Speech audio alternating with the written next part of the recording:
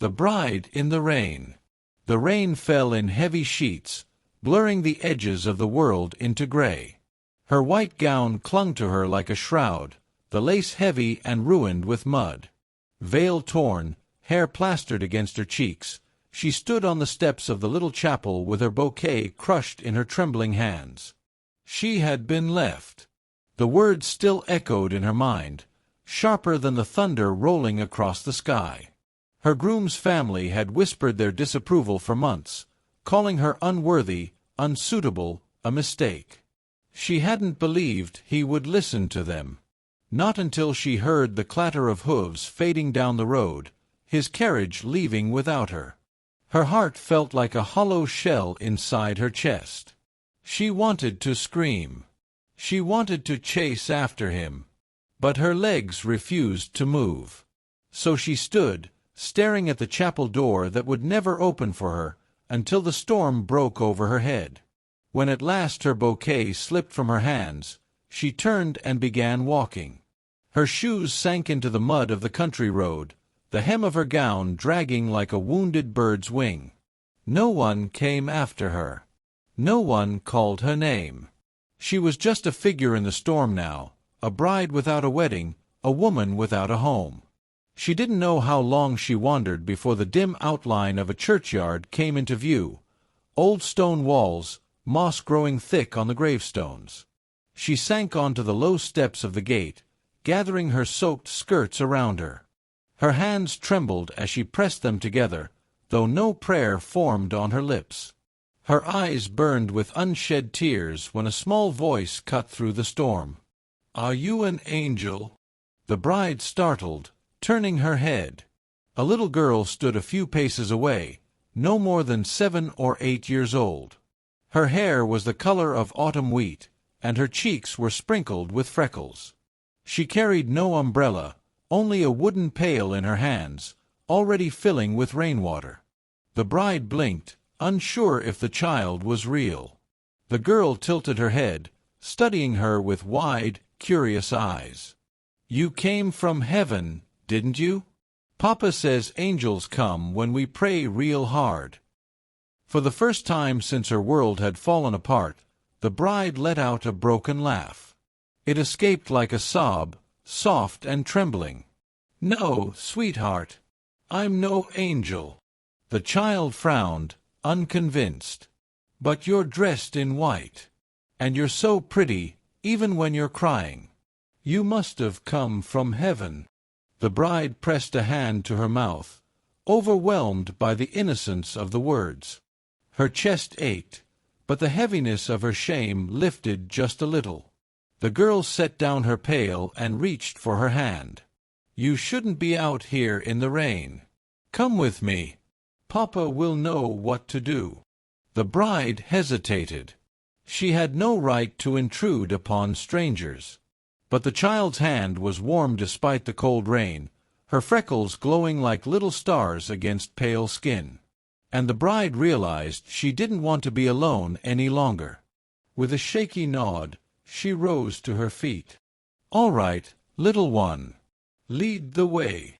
The girl smiled, bright as sunlight breaking through clouds, and tugged her gently down the road.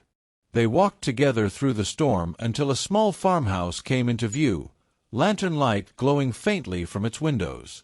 Smoke curled from the chimney, promising warmth. The bride's heart tightened as they reached the porch. She didn't know who waited inside, or if she would be welcomed. But the child squeezed her hand and whispered, "Don't be scared. Papa's kind, even if he doesn't talk much." The door opened before she could reply. A man stood framed in the glow of the hearth fire, tall, broad-shouldered, his face shadowed by the brim of his hat. His eyes flicked from his daughter's wet hair to the soaked figure beside her, lingering on the ruined wedding gown. His jaw tightened, but he said nothing. "Papa," the little girl said, lifting her chin. "I found her in the rain.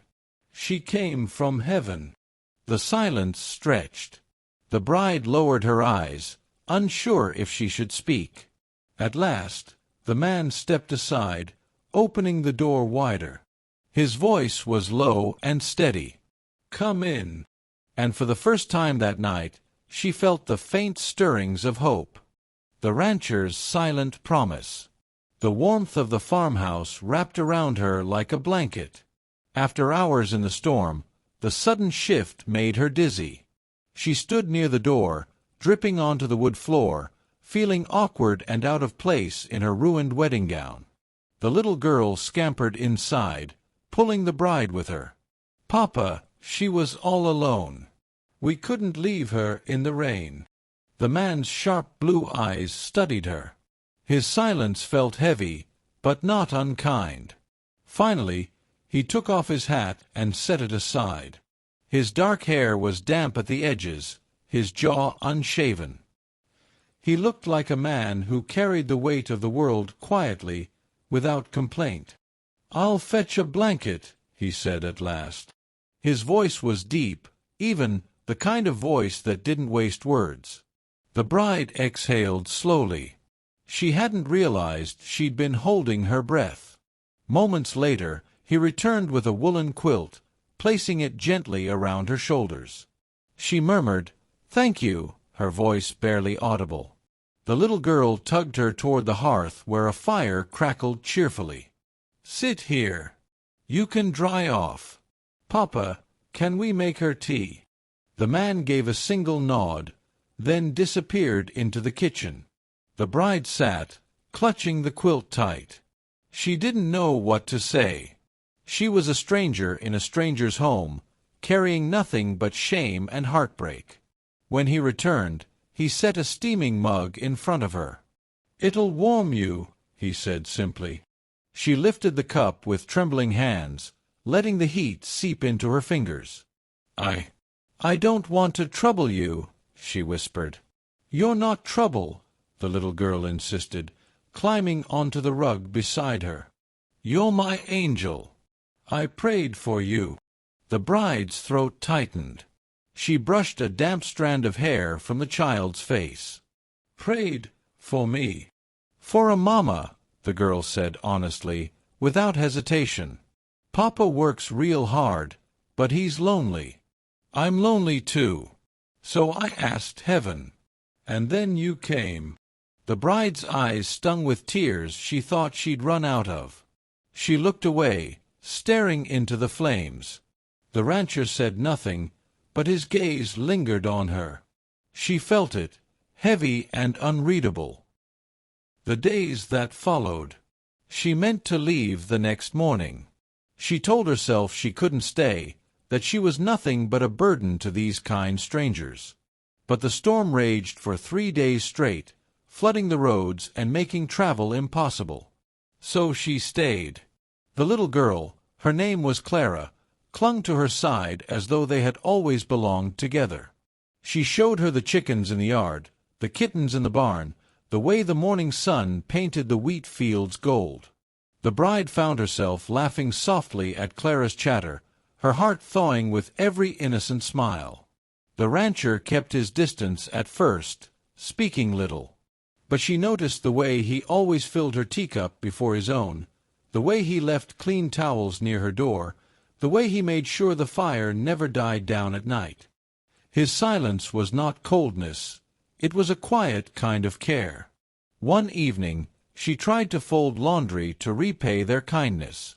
He stopped her gently, taking the basket from her hands.